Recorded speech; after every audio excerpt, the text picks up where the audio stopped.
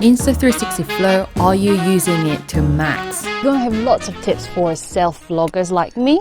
One woman studio, one man studio. So stay tuned for 18 tips on Insta360 Flow in 8 minutes. Okay, now we are almost ready. And for me, what I really like using for the last couple of weeks is to actually take the tripod part out so that the hand sits comfortably in the grip. And if you do have even bigger hands than me, or if you want to use two hands, then you can actually pull this out further, and then you have enough length to actually hold this stably this way. For self-vloggers like me, you can make use of time-lapse function within Insta360 app. And make sure to use Motion Timelapse because that really gives a very special movement. And this time I was using it from right to left. And it was very easy. I didn't even need to set up anything, and it was giving off a very special effect.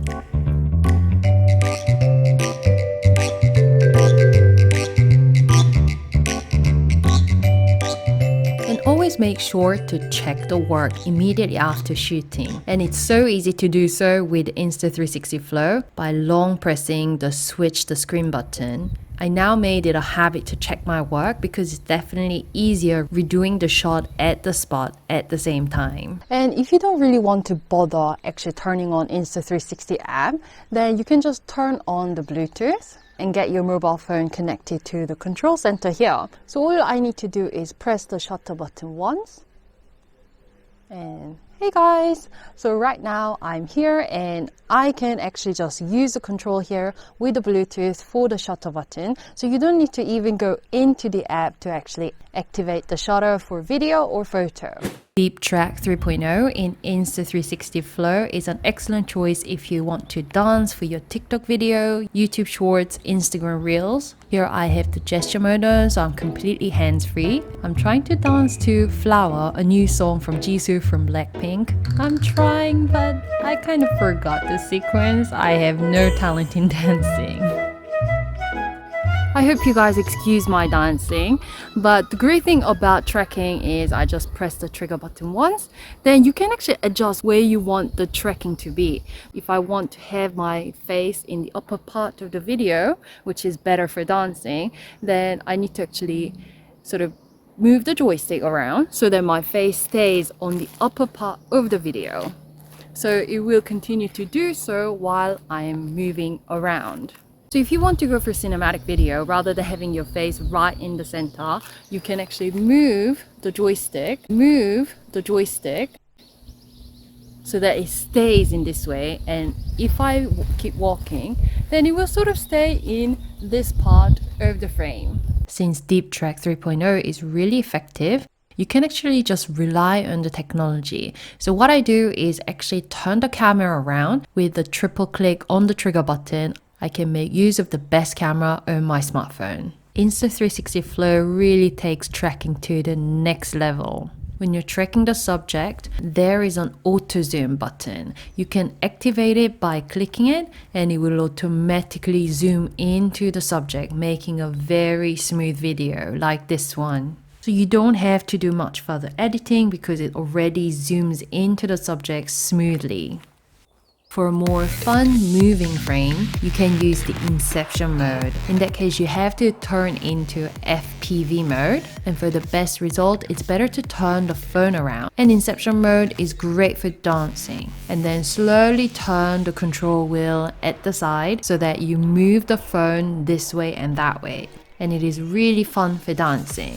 However, if you want to just take vertical dancing for YouTube Shorts and then horizontal dancing for YouTube long form video, then you don't have to stop dancing because everything can be done with just a thumb by turning the smartphone around. Just double click the switch display button. While you're at FPV mode, I just want to remind you that you can film while you're moving freely. It gives the smooth but free action video. Deep Track 3.0 is also excellent when you're moving in a straight line away from certain architecture. So here, this is not even a grand structure, it's just a random pavilion. With Deep Track 3.0, I don't even have to look what I'm filming. I just need to hold my gimbal, look to the front so that I walk safely. And here is the result, and it looks magnificent. Just imagine taking such kind of video when you are in a more grand tourist site.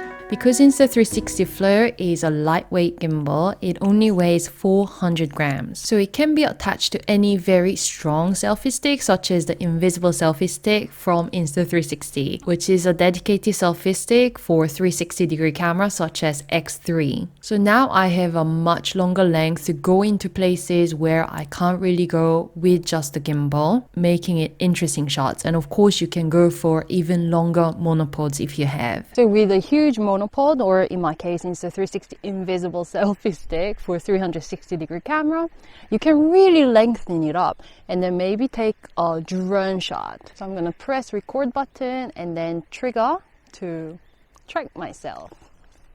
Make sure everything is really tightly screwed, and let's go.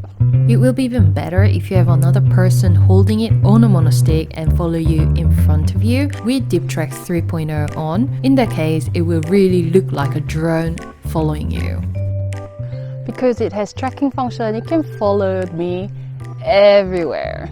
So I don't even need to control anything with the gimbal because let tracking do all the work.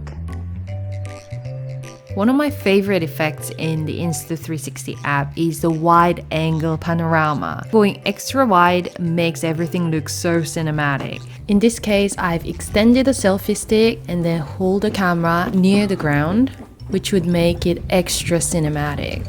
Even in the windy condition, you can take a panorama photo in wide angle. And when you do that, do take it in horizontal way rather than vertical way, because the vertical way will make the stitched photo look a bit funny. Don't be afraid to touch the display, because once you're zoomed in to 10 times, but if you want to go right back to 1 time, the standard video, then you can do so by touching that 10x button. Same thing with 0.7 times wide angle mode. And talking about the display, you can always fix the focus area because mobile phones tend to autofocus really fast. If you want to fix the focus, fix the light exposure, then you can do so by locking on the screen, double pressing the focus area. And you can adjust the exposure level by going up and down on the sun icon.